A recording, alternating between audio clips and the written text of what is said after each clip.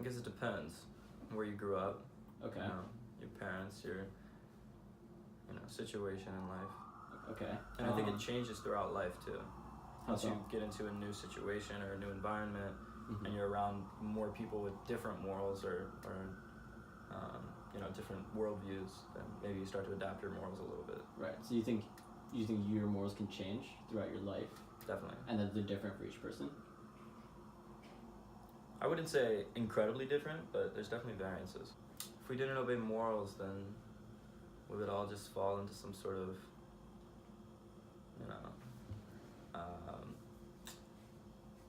Havesian state of nature. Why is that? Because we need something to keep us in check. Okay. As a whole. Because if no one operated under morals, then it would just be anarchy, And political systems would fail, economic systems would fail, societal infrastructure would fail. Okay. So the world wouldn't work, quite literally.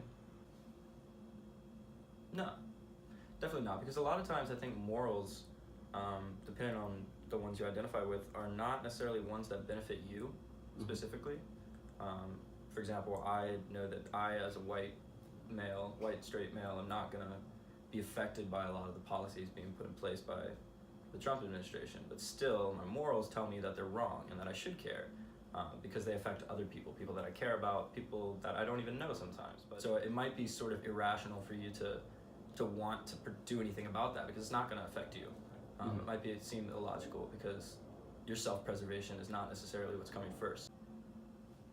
Yeah, I don't think the morals have to be what we consider rational or moral, but as long as it's standardized within that small society, yeah, that would definitely work. Okay. It'd be weird, but it would work. No. If you ask me, yeah. I'm asking you. Yeah, I would say that it goes against what I've been taught and what I think Western society as a whole teaches.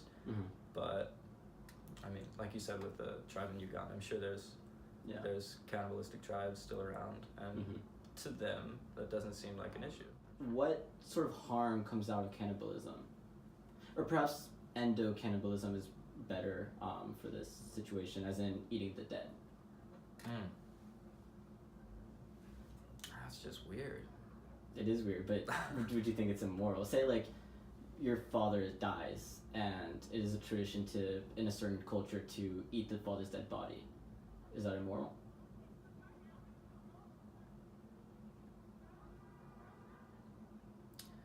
I think it would depend on the morals of the father. Similar with pulling the plug on someone that has a do not resuscitate. If you're going with what that person considers to be morally sound, then it would be fine. But if your father doesn't want you to eat him, don't eat him. I would say anything which causes tangible harm to another person is something that humans naturally step away from. A lot of times, it's fine to watch people getting cut open on TV, but you don't want to actually witness that, much less do it yourself. Obviously there's exceptions, otherwise they wouldn't have criminal minds. But good show. Yeah, but I'd say killing is definitely up there. People don't really like that. Okay, so you'd say it's always immoral to kill. Seems like it should be.